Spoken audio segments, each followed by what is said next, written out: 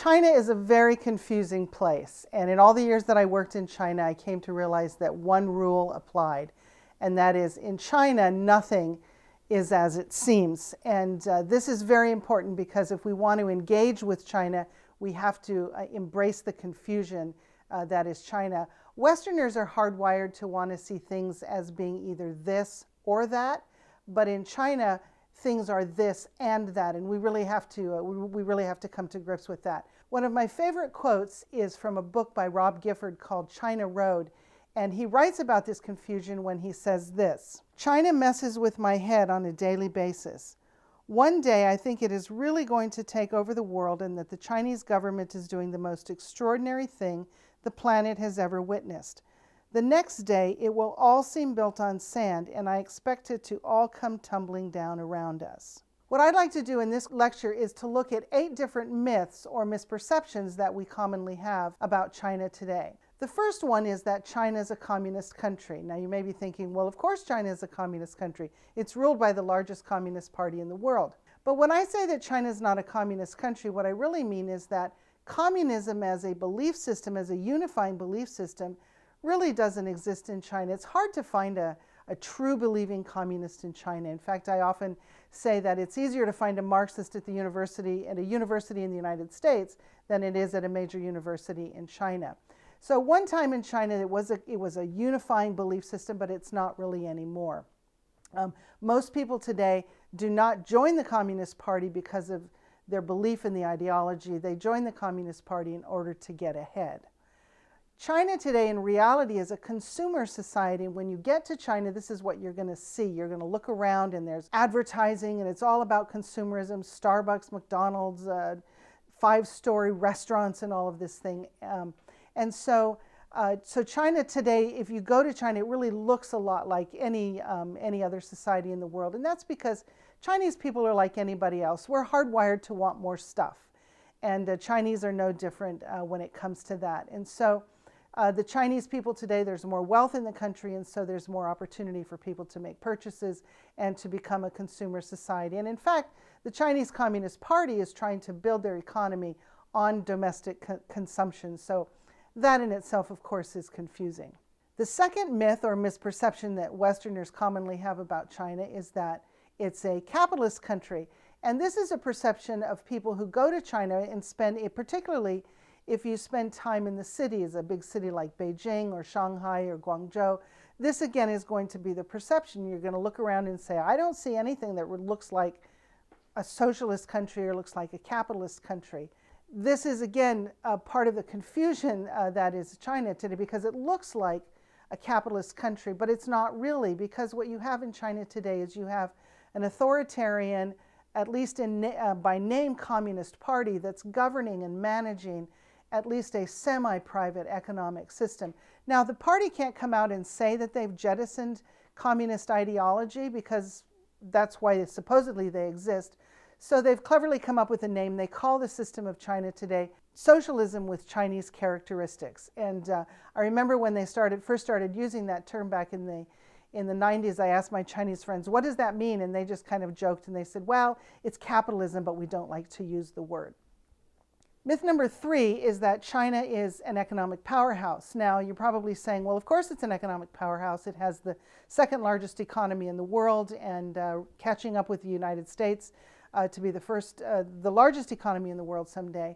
And if you spend time in Beijing or Shanghai or Guangzhou, this is, of course, going to be the impression that you have. You see these gleaming cities. Shanghai, really, if you land there, I can understand why a journalist or a politician or a businessman goes to Shanghai and thinks, oh my word, the West really doesn't stand a chance. But again, it's a myth in the sense that the numbers only really tell part of the story, and that even though China has the second largest economy in the world, that's really just a GDP number. And when you break those statistics down and look at them on a per capita basis, it tells a very different story. And the Chinese economy, the GDP per capita, is about equal with Albania, and I don't think many of us would say that Albania is an economic powerhouse. So the reality in China today is, even though what you see in the cities is lots of wealth, lots of economic vitality, But for people who live in the countryside, the reality can be very different. And the Chinese countryside it tells a very different story.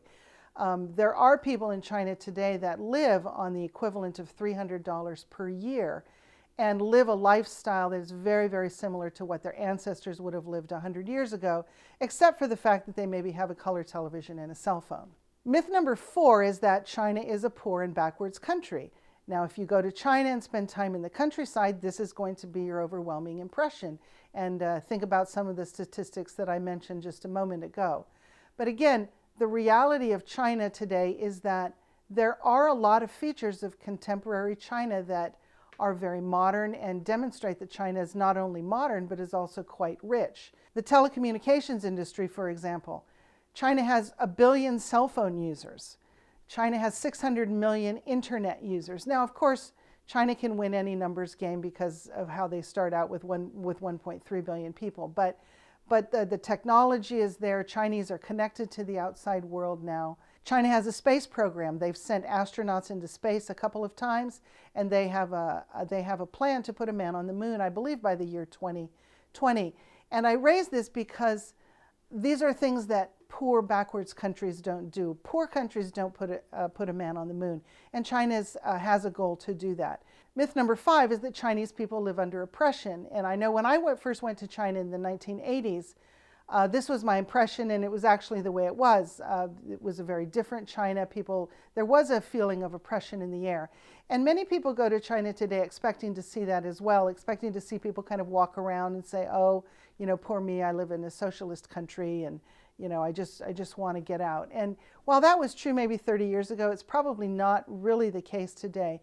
In reality, Chinese people today have more personal freedoms perhaps than they ever have had, certainly in the last 100 years.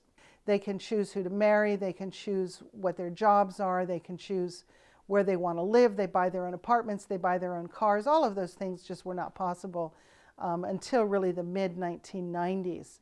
And Chinese people are traveling all over the world today. They have money, and so they're traveling and they're seeing the world, and they're not cut off like they used to be. Chinese people are very patriotic. They love their country. They might not always agree with the government, but challenging the government's not an option. So Chinese are very patriotic. So it's important not to be critical of China when you're there. Myth number 6 is that people live in freedom. Now, at this point, you're probably getting a little bit confused, and you're saying, well, Joann, you're telling me all of these opposites. And yes, that's the point, is that these myths are contrasting myths. And so when I say that people live in freedom, I mean that there are still a lot of restrictions that Chinese people live under. They don't have any way to participate in the political process, for example. They can't criticize their leaders. They can't criticize the government. There are no processes for them to engage in civil society to make things better. They just sort of have to do what the government tells them to do. And the government sets the restrictions on what they can do and what they can say. And so for most people in the West, we would look at the Chinese system and say there isn't a lot of freedom. And and while they still can make choices about certain things, there are areas that remain off limits for the people of China. Myth number 7 is that religious persecution is the normal experience for religious believers. And I'm going to focus my remarks here for Christians. And what I want to say here, and I want to be very careful how I say it, is that religious persecution is not the normal experience for most Christians in China. I am not saying that there is no religious persecution in China, but it's not like it was in the 1980s or the 1970s, in the sense that the Chinese government gives the people sort of freedom to practice certain religions. They have what they call freedom of religious belief. And really what freedom of religious belief means is that the government says to the people, you can believe what you want, but we'll set the boundaries within which you can practice your belief. And so the state recognizes 5 different approved religions.